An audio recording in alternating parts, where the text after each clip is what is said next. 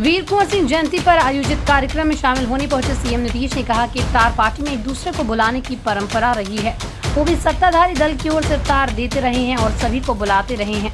उन्होंने कहा कि राजद की ओर से उन्हें इफ्तार में आमंत्रित किया गया, वो सम्मान के तौर पर राबड़ी आवास पहुंचे और इफ्तार में शामिल हुए। इसका कोई राजनीतिक मायने नहीं निकाला जाना चाहिए। राज्य में नए सियासी समीकरण बनने की संभावना को सीएम नीतीश ने नकार दिया। उन्होंने साफ तौर पर कहा कि इफ्तार में जाने का कोई राजनीतिक मायने नहीं है। दरअसल शुक्रवार को पटना में बिहार विधान परिषद में नेता प्रतिपक्ष राबड़ी देवी के आवास पर राजद की ओर से इफ्तार का आयोजन हुआ था। इसमें नीतीश कुमार भी आमंत्रित थे। सबको आश्चर्य में डालते हुए नीतीश कुमार पैदल ही अपने आवास से राबड़ी आवास तक पहुंचे और इफ्तार में उनका तेजस्वी यादव, तेज प्रताप यादव, राबड़ी देवी, मीसा भारती ने बड़े ही उत्साह से स्वागत किया।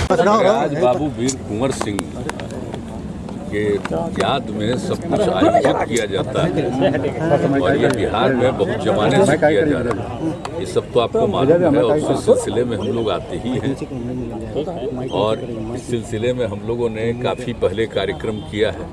अब बीच में 2 साल जो कोरोना का दौर चला गया था, तो आज फिर आने का मौका मिला है तो बड़ी खुशी हुई है। और जानते हैं बाबू वीर कुंवर सिंह का जो योगदान है इस देश में आज़ादी की लड़ाई सबसे पहले उन्हीं के नेतृत्व में लड़ा गया था।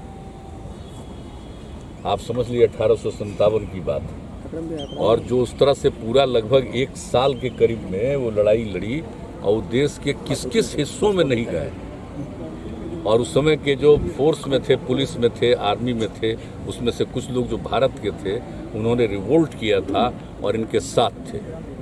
तो कितनी बड़ी बात है, जो पुराना ऐतिहासिक चीज़ है। आप सब जानते हैं कि इस विषय पर कितना कार्यक्रम हम लोगों ने किया, उन सारी बातों को भी रखा है। तो हम लोग तो करते ही रहते हैं। और यहाँ भी देखिए, यहाँ पर हम लोग इनको स्थापित किए, पहले हम थे बीच में, अब यहाँ करके और पूरा का पूरा एरिया को इन्हीं से नामकरण कर दिया। और इसका किस तरह से विकास कर रहे हैं, खेल कूद से लेकर के एक एक चीज़ का सब कुछ किया जा रहा है ताकि नई पीढ़ी को मालूम हो कितनी बड़ी इनकी भूमिका।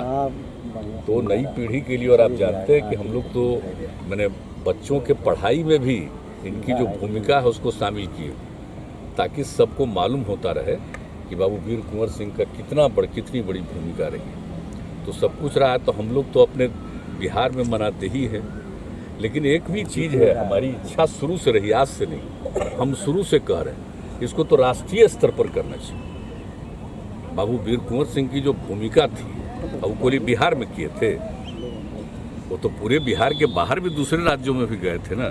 इसलिए हम लोग आज से नहीं, बहुत जमाने से कह रहे हैं कि इनके कार्यक्रम को राष्ट्रीय स्तर पर कर किया जाना चाहिए ताकि सबको मालूम होना, भाई आज़ादी की लड़ाई कब से शुरू हुई।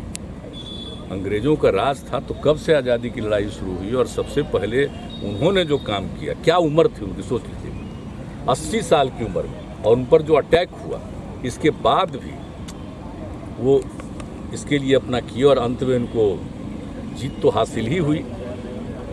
और उसके बाद भले ही वो नहीं रहे, एक अलग बात है, लेकिन सबसे बड़ी चीज़ है कि उनकी जो भूमिका थी और जिस तरह से, और आप जानते हैं समाज के सभी तबकों को जोड़ करके चलते थे।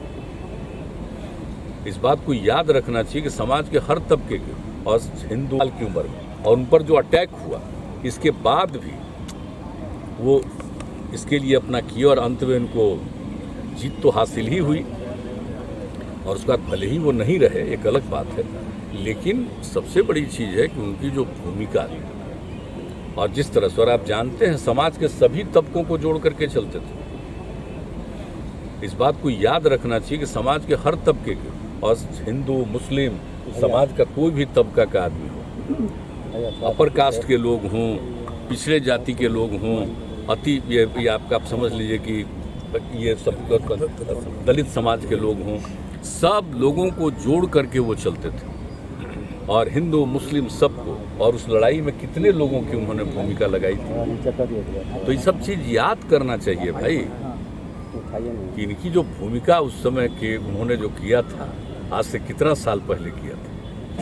तो हम सब लोग, इसीलिए हम लोग इसको जितना संभव हुआ उनकी स्मृति में, खैर यूनिवर्सिटी तो पहले बन गया था लेकिन तो हम लोगों ने उसके अलावे और सब कुछ किया है ना भाई। जो बनाया, गंगा नदी पर ब्रिज बनाए तो उसका भी नामकरण कर दिया।